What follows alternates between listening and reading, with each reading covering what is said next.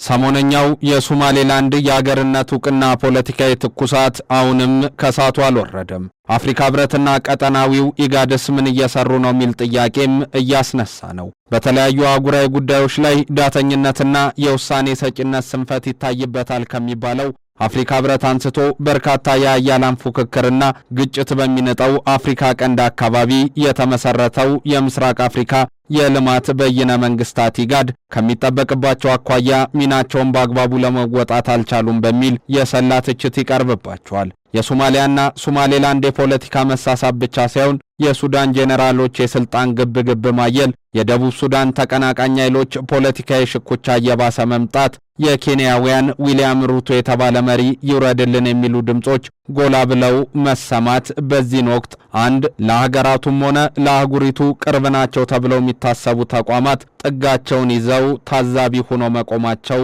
መነጋገሪያነታቸውን እንዲፈጠር አድርጓል።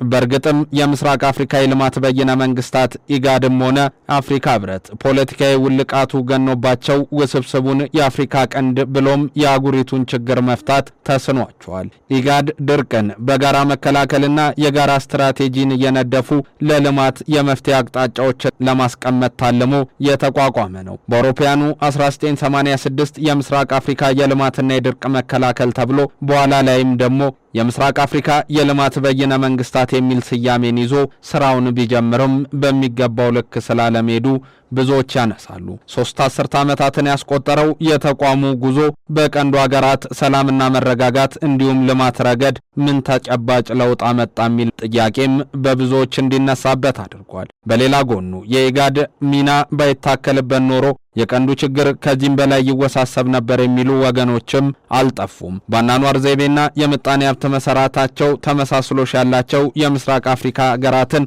ወደ ብልጽግና የማሻገር ህልም ቢሰነቅም በሀገራቱ መካከል ግጭትና የፖለቲካ ጅዋጅዌ እንጂ ቀጠናዊ ትብብር እምብዛም አልዳበረም። ኢጋድ ለቀይ ባህርና ለኤደን ባህረ ሰላጤ ልዩ ትኩረት ሳይሰጥ በውስጥ ጉዳዮች ላይ ብቻ ማተኮሩም ቀጠናው በአያላን ሽኩቻ እንዲታመስ አድርጓል ተብሎም ሲተች ይደመጣል። የኢጋድ ሀገራት ለጋራ ችግሮቻቸው የጋራ የድርጊት መርሃ ግብር ቀርጸው እንዲራመዱ ማስቻል የባለስልጣኑ ኃላፊነት ቢሆንም ይህ ሲሆን ግን አልታየም የሚሉም ብዙ ናቸው። በአፍሪካ ቀንድ የሚስተዋለውን የአያላን ሀገራት እሽቅድድም መልክ እንዲይዝ ሀገራቱን ወክሎ የመንቀሳቀስ ቀንዱ የጋረጠበትን የስነ ምህዳር መቃወስ የማስተካከል በድርቅ ጊዜ ተያያዥ ችግሮችና የምግብ ዋስትና ችግር ላለበትም አካባቢ የመፍትሄ አማራጭ እንዲፈልቅ ማድረግ ስራ ቢጠበቅበትም እነዚህ ያልሆኑም የሚሉ ከሳሾቹ ግን እንዲበዙበት አድርጓል። በሀገራቱ መካከል የሚስተዋል የጥርጣሬ ፖለቲካ፣ የእጅ አዙር ጦርነቶችና ግጭቶች መንስኤዎችም የድንበር ላይ ግጭቶች፣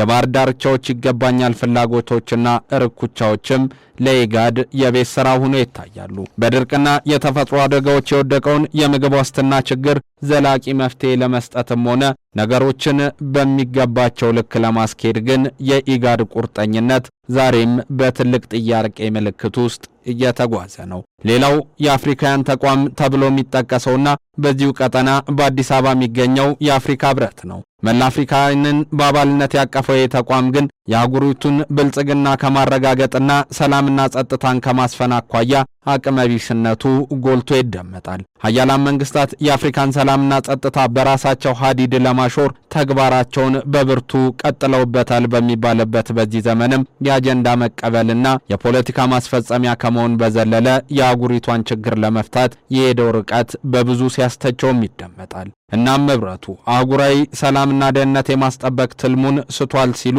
የሚተቹ ታዲያ ይልቁንም ከህብረቱ አፍንጫ ስር ነው የደህንነት ችግሮች ሲቀያየሩ ሚስተዋሉትም የሚል ጥያቄ ሲነሳ ይደመጣል። ቀጠና የጸጥታ ጉዳዮች አጸፋ የሚሰጥ አስከባሪ ኃይሉ መዳከሙ ባናቱም የራስ የሚባል በጀት የሌለው ህብረቱ ነገሮችን በሚገባው ልክ እንዳያስኬድ እንዳደረገው ይነገራል። የወቅቱ ዓለም አቀፋዊ የደህንነት አደረጃጀት ለአፍሪካ ስጋት ተደርጎ መወሰድ እንዳለበት የአፍሪካና ሰላም ደህንነት አጀንዳ ባለቤት የመሆን ጉዳይ መሪዎቹ ሊያስቡበት እንደሚገባ የሚሰጡ ንድፈ ሐሳባዊ ትንተናዎች ቢኖሩም ይህን ከመተግበር አንጻር ግን እንደዚሁ ጥያቄዎች ይነሳሉ። የአፍሪካ መሪዎች በማህበረሰባቸው ውስጥ የፖለቲካ መነጣጠልን የማጥበብ አካታች ፖለቲካ ሂደትን የመዘርጋትና የዲሞክራሲ ምህዳርን የማስፋት ዓላማን ይዘው መስራት እንዳለባቸው ቢነገርም ሁለቱ ተቋማት ግን ከዛ አንጻር የሄዱበት ርቀት እምብዛም ነው። ኢኮዋስም እንዲሁ በምዕራብ አፍሪካ ስሙ የሚነሳ ተቋም እንደሆነ ይገለጻል። አጀንዳ 2063 ሰላማዊት የበለጸገችና ያደገች አፍሪካን ለመገንባት ሐሳብ የሰነቀ ግብን የያዘ ነው ቢባልም እውነታው ግን ከዚህ ጀርባ በብዙ ይነሳል። የአህጉራዊ ግብን ማሳካት የሚቻለው ሁሉም ሀገር በየቤቱ ያለውን አካባቢ ሰላም ሲያረጋግጥ እንደሆነ የባለሙያዎች ትንተናና ምክርም ተደጋግሞ ይሰማል። ካልሆነ ግን አንዱ ደፍርሶ የሌላው ጎረቤት ሀገርና ሰላም ጸጥታን ማረጋገጥ አዳጋች እንደሆነም ይነሳል። አፍሪካ ህብረትና ኢጋድ በሰሞነኛው የሶማሊያና ሶማሌላንድ ጉዳይ ታዲያ ከማውገዝና ጥቂት መስመር መግለጫዎችን ከማውጣት ባለፈ እንደ ፖሊሲና እንደ አቅም ሰጪ ተቋም ምን ሰሩ የሚለው ጥያቄ በብዙዎች የሚያስተቻቸው እየሆነ ነው። ነገሩ ከእውነታው ጀርባ ሲታይ ታዲያ እንደ አሜሪካ ያሉ አፍሪካን ለመዘወርና ዘውትር በባርነት መያዝ የሚፈልጉ ሀገራት ዛሬም ቢሆን የአፍሪካ ህብረትም ሆነ ሌሎች ቀጠናዊ ድርጅቶች እንዲያድጉ አይፈልጉም። አፍሪካ ቀንድም ከአፍሪካ ህብረት በላይ በሆነ የግጭት አዙሪት ውስጥ እንዲዳክር ይፈለጋልና